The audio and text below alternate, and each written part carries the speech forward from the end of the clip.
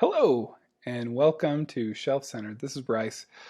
Gonna try something new here, and we've got the screen and screen deal going, and we'll see if this works and doesn't give me too much of a double chin, but that's what the beard's for pretty much. So I wanted to look through, I've got a shelf for Goodreads for that I made I don't know how long ago. This is going to be the old top 10 fantasy books, and I think it has 12 books in it. So technically there's 10, so it's not too misleading. Anyway, I thought I would go through this as a test of this new system, see if it works, and hopefully it does. So these are not in any order, but this is essentially 12 that I could not give up back in the day. I wonder, I might be able to see, I want to say all the way back to 2012 I might have made this. I have been a member of Goodreads since 2008, and I'm a fan, like I think I've said before, unlike certain other booktubers, because honestly, what else are we going to get? So this was all the way back when I used to be in the top 100 reviewers on Goodreads, and then I did not stay active with that. But there was a time, man, I was stressed to keep on it. I don't know why. For fake internet points, I think that's pretty much why you do anything, right? So first book here, I just picked, if it was a series, I just picked one of the series. I wasn't going to go into the whole series because some series would honestly take up their own top 10 lists all by themselves. So I just picked one, which might have been my favorite for the series, but I guess that doesn't make sense because Game of Thrones is not my favorite in that series. But anyway, so first one is Memories of Ice. That's the Malazan Book of the Fallen. And I know eventually one day I'll get corrections on that, but I've actually read that twice now, once on with my eyeballs, and then the other time on audio, and it's just wonderful each way. The second time, I will tell you, it's just better. You know what you're getting into. And honestly, the first one, I think Memories of Ice might be the first book, though, in the series on your first read through where you're not completely frustrated with being back to square one in a series, but it still doesn't give you too much. Oh man, but I love that. I think Memories of Ice has got to be my favorite still of the Malazan Books of the Fallen, and I think it might, of course, it's number one, and it might be my favorite book, my favorite series of all time. So we'll see.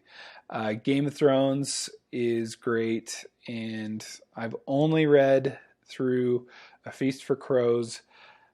It was one of those when Dance with Dragons came out. I've had so much on my plate anyway, so I did not read it. I did a reread of the first four and was going to read A Dance with Dragons, got sidetracked, and now I'm just going, you know what? I'll wait until we get the rest of the series. I can't even say it with a straight face. So the attempt is to wait till the series is finished or until, the worst happens. I'm not trying to be mean or anything like that or insensitive. I'm just saying those are my reading plans. Acacia, is that how you pronounce that? David Anthony Durham, that is on the list. That one, again, it's one of those, I talked in a different video about, I have an issue with leaving some series unfinished. I've got like 30 unfinished series that I'm ongoing right now. And my problem is I love the world so much, and I think I had a hard time just giving that up. And Casey is one of those. I read 2 out of the 3 and never finished, but I love those 2. And David Anthony Durham is a great author, highly recommended. Let's see, but that's one of those I probably need to reread now and to read the third one. I think because the third book had like a summary at the beginning too, so I was kind of going, oh, I can read a couple books in between. I didn't want to have any kind of I get kind of burnt out on books. I don't want any burnout. So I'll do a couple in between, and then I can just read that summary and I'll be good to go. And then we're 5 years later or something, and I still haven't read it. Wizard and Glass is my favorite of the Dark Tower. I've read them all. I read the new one, The Wind Through the Keyhole. That's such a crazy series. And Wizard and Glass, I can understand why people might have been frustrated if you were following along right at the beginning there. Right at the beginning, as the series was progressing, as the books were coming out, I could see going, oh my gosh, this book is 95%. Well, maybe that might be too much. 90% flashback, but I say Wizard and Glass has the best romance love story that I've ever read, at least. Love it. Eye of the World, the Wheel of Time. I think I had that as my favorite just because that first book, I know it's cliche, but it got you into those great characters so well, and I loved it so much that I think at the time, I think I might rearrange that now that I've reread the first 5, because I think The Great Hunt is just so impressive, but also books 4 and 5. What is it? Shadows Rising, all that. I finally finished The Wheel of Time January this year, 2021. So that is an excellent series. Love it. Nailed the landing, which a lot of these have. Obviously the ones that are finished did nail the landing. Like Malazan, I felt like nailed the landing. Anyway, Wheel of Time, I'll get into more videos on that because that's so good. I'm so excited for the TV show. Let's just hope that it meets all the high, ridiculous expectations. That's a lot. I need to get those down a little bit. So, The Name of the Wind, it's so good. It's so good. It's like butter. Anyway, that's so terrible. Why would anyone even say that? It's so good. It's just wonderful series. I haven't even read book 2 because I was going, all right, again, we don't know when this book 3 is going out. You see the pattern developing here. I get any excuse that I need, I will take to jump into something else. And part of the problem is I want to be a part of every discussion. And so if you read just one book by an author, boom, you're in that discussion. And for a while there, that was my whole point. So The Name of the Wind, I can be in that discussion kind of with some spoilers. I own all the books out, so I'm looking forward to the second one a lot. But all right, Tigana, only standalone possibly. No, there are a couple standalones on this. 2 standalones on this list. Tigana, great book, Guy Gavriel Kay. I don't know if I redid it, if that one would stand the test of time. I think part of it is just that it is a standalone and that my memory of that world is getting a little hazy right now.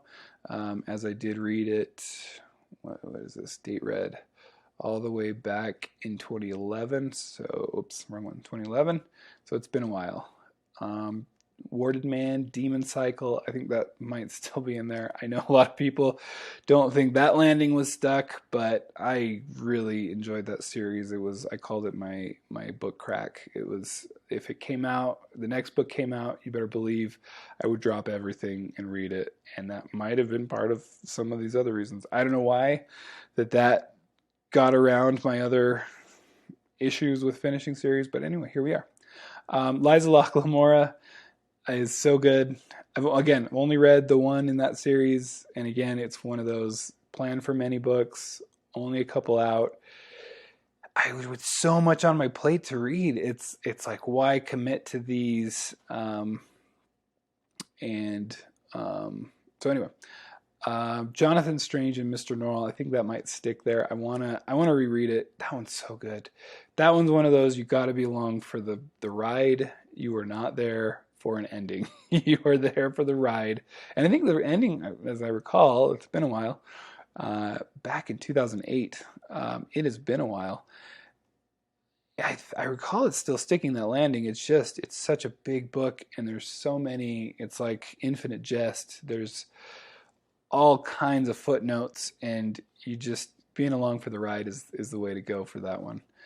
I don't see this one in a lot of people's lists, but John Marco, he's great. He is just so good. It's kind of like classic fantasy, but with his own style, and it's the grand design is so good. That one's the best. That was my favorite in that Tyrants and Kings trilogy. I've read, there's another trilogy, the Inhumans trilogy or the Bronze Knight trilogy. I don't think it actually has a name, but it's so good. It might be the Inhumans. That one's good. That one's also good, and I like that. Anyway, I don't know. Is it spoiling? Anyway, I won't go into spoilers. John Marco. I feel like more people need to read John Marco. That's a great series. And then, of course, The Lord of the Rings. Essentially, the books by which I judge all other fantasy by which I already said by. I'll just add more prepositions. And so, Lord of the Rings, I mean, I remember reading that. I read it in high school. This is confession time. I didn't actually read the whole trilogy until I'd seen the first movie, and it blew my mind. Though I did read The Hobbit well before that, but that was actually because I had an awesome 8th grade teacher, Mrs. Burrows, she's awesome, and had us actually read that in class, and I loved it there. One of the few that I enjoyed reading in class. I was not a big reader growing up. I was, anyway, for a time, but not for most of the time, if that makes any sense. So Lord of the Rings, though, is that feeling, oh man, just of being so immersed in that world and loving every second of it. That's what I went and tried to redo, and so anyway, whoa, is that getting annoying? I'll learn this better. So that's my top 12, even though I said top 10. Top 12 for, let's say, 2000, and oh, there's one that says 2015. That might have been my reread, and then I didn't set the first read. I think 2012 is about when I actually did this list. So my 2012 list, I think I'll have to update it, but that's the problem. I was just throwing this out there on Twitter the other day. I've been slowly rereading Malazan, and I think it might have overtaken Lord of the Rings, but stand by for that one. So anyway, if you like this video, please leave a like, please subscribe, and thank you for your time. Appreciate it. Take care. Bye.